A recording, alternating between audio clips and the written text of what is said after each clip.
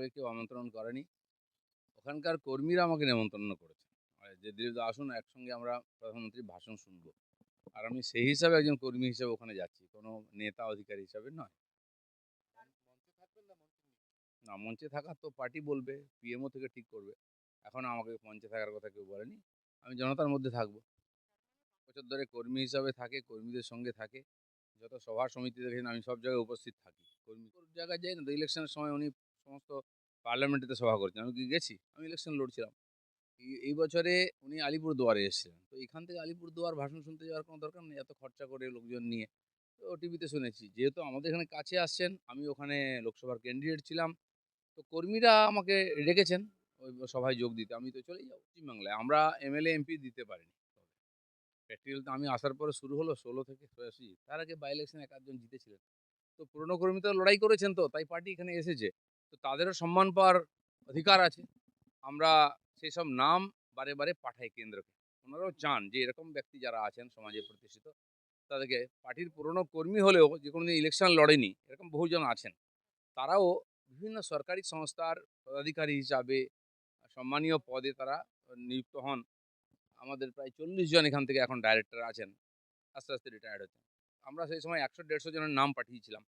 তো এরকম পরপর পাঠাতে হয়। তারা বিভিন্ন সরকারি জায়গায়, প্রশাসনিক জায়গায় তারা সম্মানের সঙ্গে বসেন। পার্টি তো।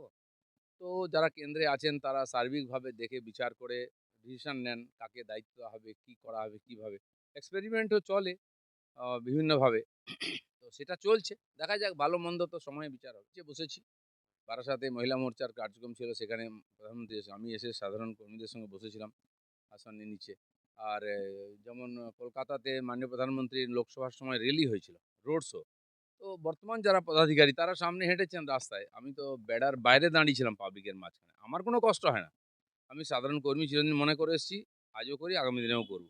পার্টি আমাকে বিভিন্ন সময় বিভিন্ন দায়িত্ব দিয়েছে সংগঠনের, সেটা আমি করার চেষ্টা করেছি। তো সেখানে আমার কাছে কোনো প্রবলেম নাই। তো ডাকুক বা না ডাকুক কিছু যায় আসে না। প্রধানমন্ত্রী, প্রধানমন্ত্রী তার জন্য যেতে হবে। তবে প্রধানমন্ত্রীর সঙ্গে ডায়াসে কারা থাকবেন, সেটা একটা পুরোটা প্রোটোকলের ব্যাপার। ৪-৫ জন হয়তো এখানকার থাকবেন।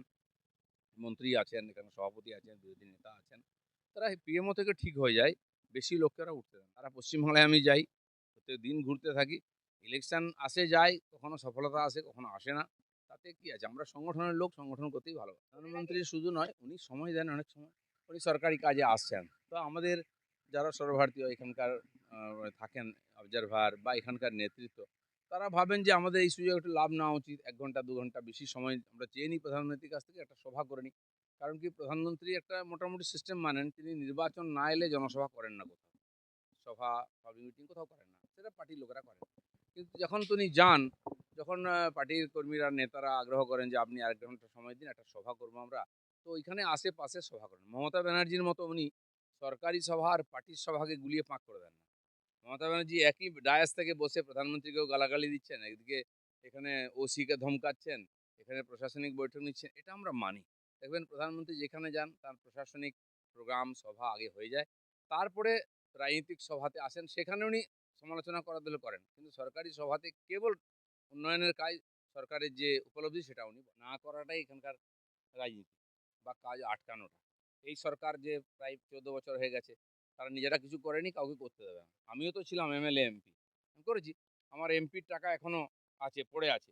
সে প্রজেক্ট এটা চেঞ্জ করুন, নাম পাল্টান, এইসব চলছে এখনো। ১ বছর পার হয়ে গেছে। এমএলএ ছিলাম, তারপরেও ২ বছর তার টাকা পড়েছিল, ওরা আটকে ছিল। কিন্তু হচ্ছে কাজ। কিন্তু এছাড়াও উন্নয়নের অনেক কাজ করা যায়। আমিও সেটা করেছি খড়গপুর, মেদিনীপুরেতে।